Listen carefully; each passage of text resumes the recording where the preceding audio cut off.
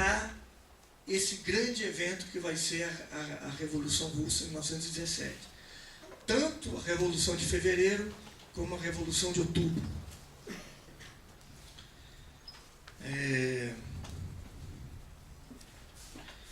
Da mesma forma que o Lenin avaliava a realidade e a história russa e construía um modelo organizacional que pudesse ser eficiente para a tomada do poder, os latino-americanos também vão construir suas próprias teorias, suas próprias ferramentas políticas adequadas a seu meio, né?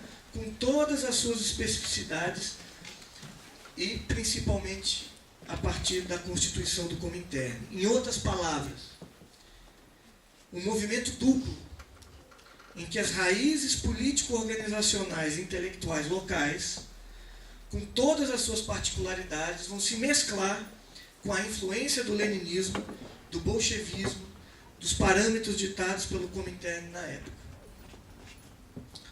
Então, qual foi o impacto e a repercussão no Brasil e na América Latina, tanto da Revolução de Fevereiro como da Revolução de Outubro? Ou seja, o que se sabia sobre a Rússia e sobre os acontecimentos políticos de 1917 no nosso continente? Como esses acontecimentos eram noticiados pela imprensa, né? No Peru, em Cuba, no Brasil, ou seja, no nosso continente. Bem, a Revolução de Fevereiro foi amplamente noticiada na América Latina. Agora, muito do que se escreveu por aqui era baseado em material filtrado das agências estrangeiras. Ou seja, United Press, Associated Press, Corriere della Sera, Messaggero, Havas, Reuters. Para boa parte da imprensa, né? Lenin e os bolcheviques, né?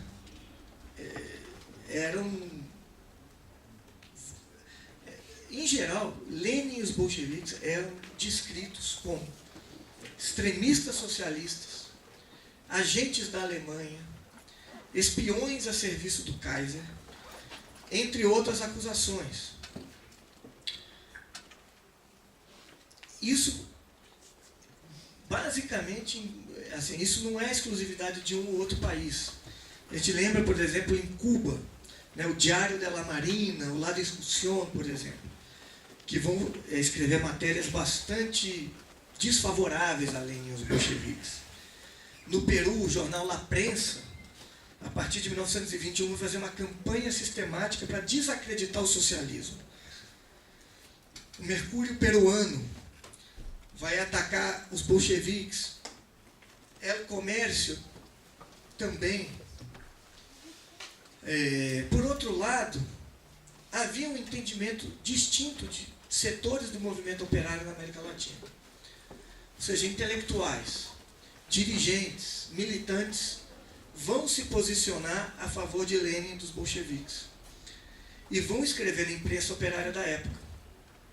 Quem são esses personagens? Bem, o primeiro nome que me vem à mente é o Carlos Balinho. Não sei se vocês conhecem o Carlos Balinho. Vocês já ouviram falar.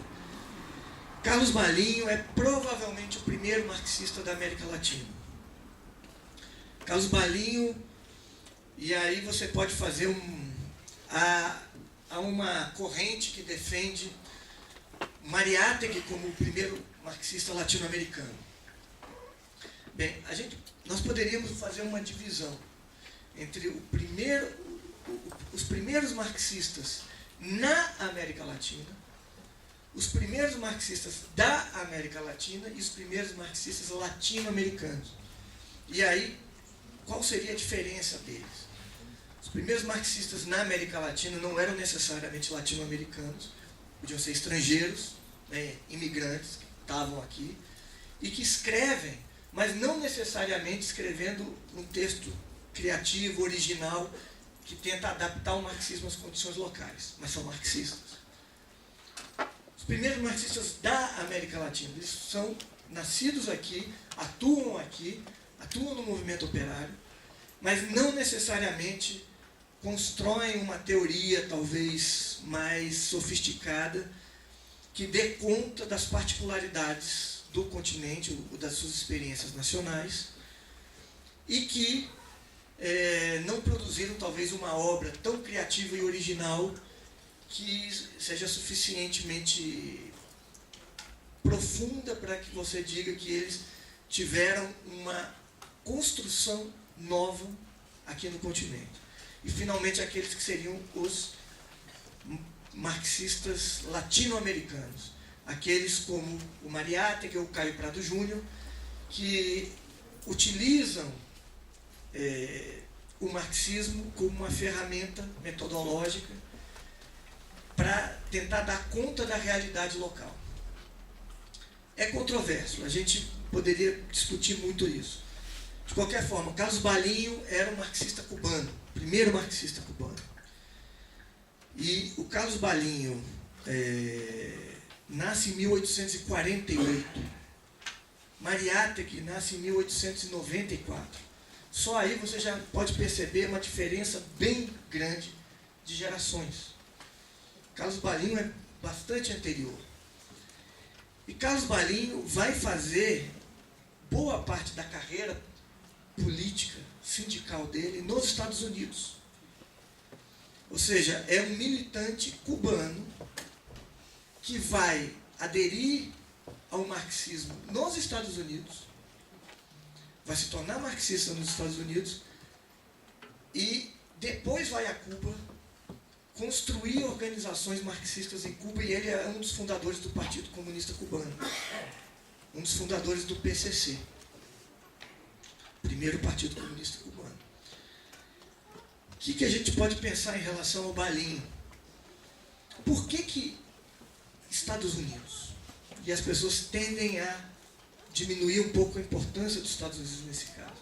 Estados Unidos e Cuba eram muito próximos, eles estão do lado do outro.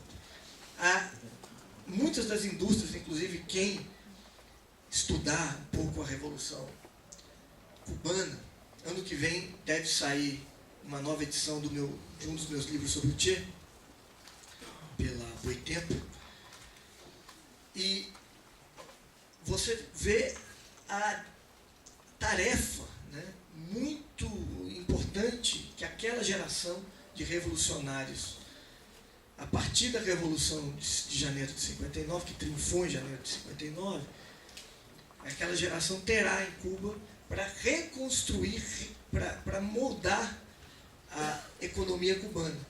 Porque grande parte daquela estrutura era umbilicalmente vinculada aos Estados Unidos. As empresas que estavam lá eram, muitas delas, norte-americanas. Os monopólios norte-americanos controlavam boa parte da economia cubana.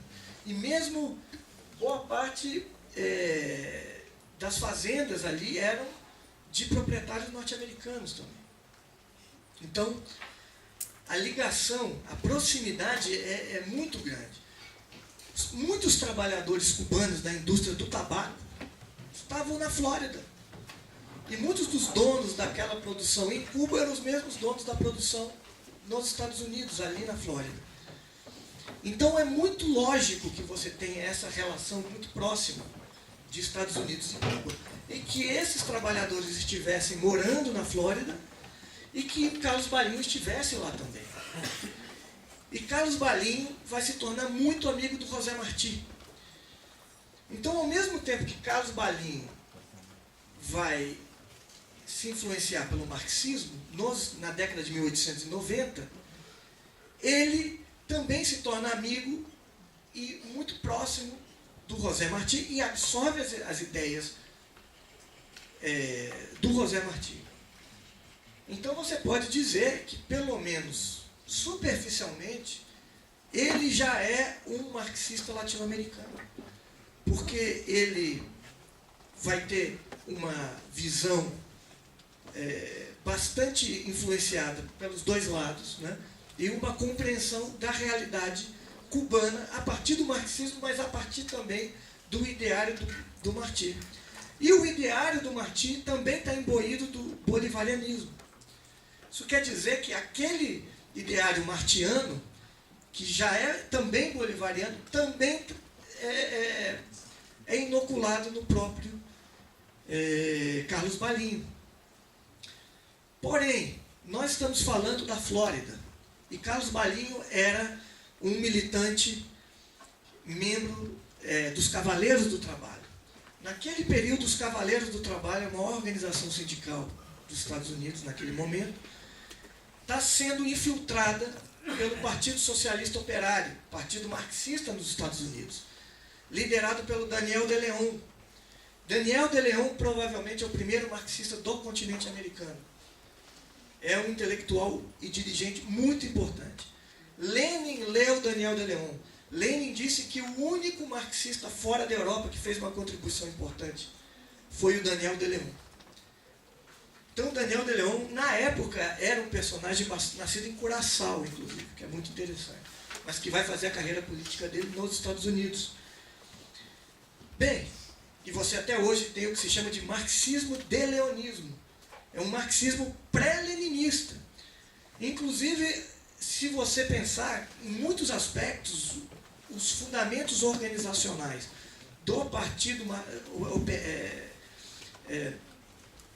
Socialista Operário, dirigido pelo de Leon, tem muitos aspectos similares ao leninismo, só que anteriores ao leninismo, o que é muito interessante. O de Leon era mais velho que o Lenin. Então nós temos aqui alguém que absorve o marxismo dentro dos Cavaleiros do Trabalho na Flórida e provavelmente absorve o marxismo filtrado pelo deleonismo. Então é muito possível que o primeiro marxismo que chega como uma característica mais local, nacional, e aí é uma possibilidade, a gente está apenas colocando isso, é o marxismo do Carlos Balinho, que é um marxismo já filtrado dos Estados Unidos, que era a ponta mais avançada aqui no continente, porque se alguém vai fazer revolução socialista, ninguém imagina que vai ser no Peru. Tradicionalmente, a ideia é que a revolução vai ocorrer nos polos avançados do capitalismo, onde você tem maior industrialização, maior organização do movimento operário. Qual é o país do continente que tem isso? Os Estados Unidos. Então, os Estados Unidos era o candidato mais provável do que qualquer um, do que Cuba, por exemplo. Da mesma forma, a Alemanha seria mais provável do que a Rússia, mas acontece na Rússia. A gente tem que pensar a importância dos Estados Unidos a partir das revoluções de 1848. Você tem uma leva de imigrantes europeus, muitos deles alemães. Esses imigrantes vão para os Estados Unidos. E muitos deles são amigos íntimos do Marx e do Engels. O primeiro partido marxista do continente, um dos primeiros do mundo, o partido vai surgir nos Estados Unidos. E a gente lembra que a primeira internacional, a AIT, vai ser transferida para Nova York. Então, durante alguns anos, no final da experiência da primeira internacional, a sede é nos Estados Unidos. Então, os Estados Unidos é um país muito importante. E tem essa ligação muito próxima. Tanto o imperialismo americano tem uma força muito grande no continente americano, mas muitos latino-americanos também têm uma relação com os Estados Unidos. O José Martí morava lá, Carlos Balinho também, Julio Antônio Melha também teve nos Estados Unidos. Você teve muitos mexicanos que estiveram nos Estados Unidos e depois voltaram para o México. E a gente lembra a importância dos Estados Unidos, por exemplo, na fundação de alguns, porque quando você tem a criação do Comintern, você tem os 3 primeiros partidos comunistas fundados no continente americano, são argentino, mexicano e norte-americano. E os Estados Unidos têm um papel importante. No México, por exemplo, para vocês terem uma ideia, como também a fundação desses partidos tem muitas particularidades. No México você tem personagens de vários países.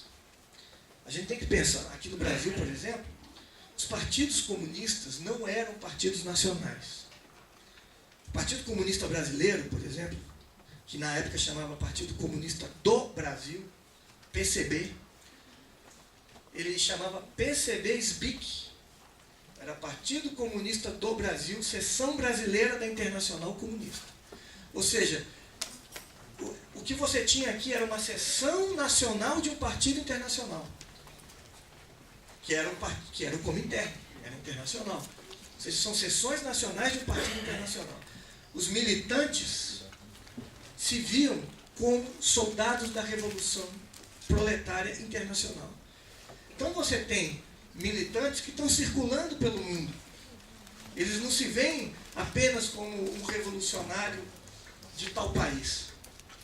Eles são enviados. Aqui na América Latina a gente tem um muito famoso, que em termos de obra teórica é uma nulidade, era um burocrata, um aparatique, mas em termos políticos era muito importante, que era o Vittorio Codovilla, na Argentina.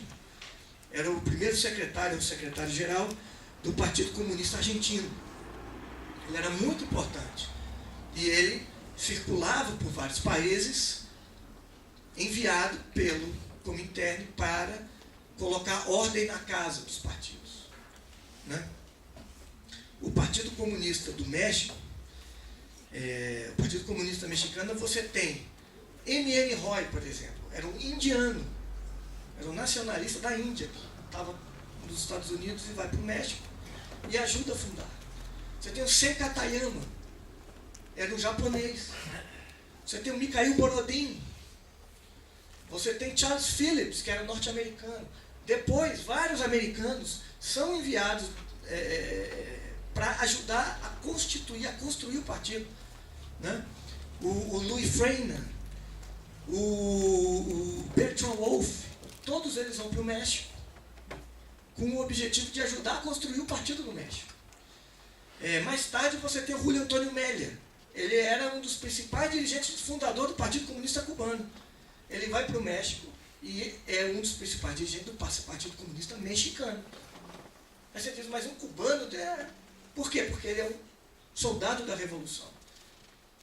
Ele é um comunista, ele tem a chancela do Comintern e ele, lá no México, vai ajudar a construir o partido lá. Tina Modotti era italiana. E estava lá também. Então, vocês começam a entender, então, a visão internacionalista desses personagens. Né? Bem, Carlos Balinho, por exemplo, se você... então, Carlos Balinho é fundador do Partido Comunista Cubano. Já no começo do século XX, já em 1905, 1906, ele já está escrevendo sobre aquela Revolução de 1905. Em 1917, ele está escrevendo sobre a Revolução. A partir da Revolução de Fevereiro e depois da Revolução de Outubro. E é alguém que apoia aquela experiência. Julio Antônio Melia é outro que vai fazer isso. E é interessante. Astrogildo Pereira aqui no Brasil. Né? Originalmente anarquista, depois fundador do Partido Comunista. Na Argentina você tem o José Penelon, que depois foi jogado para escanteio, mas que naquele momento é o fundador do Partido Comunista. A gente começou com um Partido Socialista Internacional, depois é o primeiro partido, 1918. Ele é fundado antes da fundação do Comintern. Depois da Revolução de 1917, já na Argentina, a ala esquerda do Partido Socialista sai do partido e funda o PSI. E depois que o Comintern obriga todos os partidos ligados à Internacional Comunista a terem no nome comunista, aí o PSI se transforma em PCA, Partido Comunista Argentino. Então nós estamos falando aqui, e aí a gente pode lembrar, por exemplo, Em Cuba, a revista Nueva Aurora, que era uma revista anarquista. La Voz Obreira, do Carlos Balin. A revista Alma Mater, que era da Federação Estudantil Universitária, Julio Antônio Mella. Revista Juventud, fundada pelo Mella. A gente lembra, o Partido Comunista Cubano é fundado, se pegarmos dois nomes emblemáticos, de um lado, Carlos Balin é o homem da velha geração. Quando ele funda o partido, ele já está com 70 e tantos anos de idade, é um senhor de idade, e vem do movimento operário, do movimento sindical, ele é um sindicalista, dirigente sindical. E do outro lado, um jovem de 20 e poucos anos de idade, que é o Julio Antônio Mella, que vem do movimento estudantil. Então você tem duas tradições, duas gerações, e que vão se unir e ajudar a fundar o partido. No México você tem, por exemplo, El Machete, que vai apoiar a Revolução. No Peru, você tem a revista Harmonia Social. Mas se você pensar, nós temos duas publicações clássicas muito importantes. A revista Malta, editada pelo José Carlos Mariátegui, e o jornal quinzenário Labor, também editado pelo Mariátegui. Na Argentina, o José Penelon é seu fundador e diretor de La Internacional, Correspondência Sul-Americana. Então, o que nós estamos vendo aqui, nós estamos falando de uma disputa ideológica, de uma disputa de narrativas e de uma disputa de posicionamento político. Bem, eu acho que um exemplo clássico, não sei se vocês chegaram a ver esse livro, foi publicado pela Expressão Popular, um livro do Mariátegui que eu organizei, traduzi e prefaciei, que são os textos sobre a Revolução Russa escritos pelo Mariátegui, um jornalista peruano, teórico marxista, autor do, talvez, o livro marxista mais importante, são 7 ensaios de interpretação da realidade peruana, livro importantíssimo. No começo do texto eu menciono um exemplo muito emblemático, que é, vocês conhecem o personagem Tintin, das histórias em quadrinhos? Então você tem um famoso texto feito pelo Hergé, e é Tintin no País dos Sovietes. Foi reeditado, se não me engano, alguns anos atrás, pela Companhia das Letras. É um álbum, né, de quadrinhos pavoroso, porque o Hergé era anticomunista, antissoviético, pró-colonialista, as histórias eram repletas de preconceitos. E esse quadrinho, né, essa história em quadrinhos, é um exemplo clássico disso. Ou seja,